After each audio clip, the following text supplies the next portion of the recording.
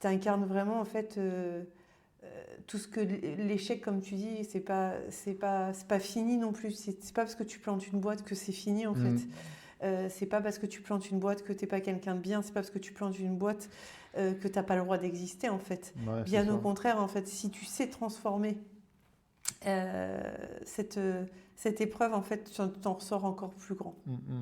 Non, c'est pas parce qu'on plante une boîte qu'il faut avoir une mauvaise estime de soi-même. Mm.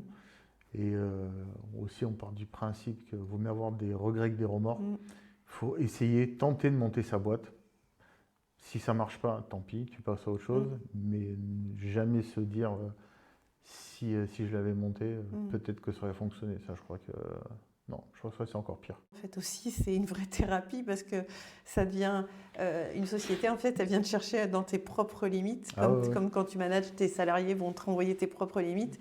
Mais si tu acceptes d'aller les voir et de les explorer, en fait, tu peux grandir et derrière, tu peux croître et tu peux même te révéler en tant que... Enfin, ça te permet de te révéler en tant que personne. Ah ouais, complètement. Puis surtout, enfin, on s'est rencontrés, j'étais venu à la base Mm. pour ma boîte, Mm.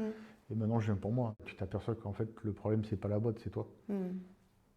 Et puis, je voulais juste dire ça aussi, c'est que là, tu m'avais proposé le podcast Mm.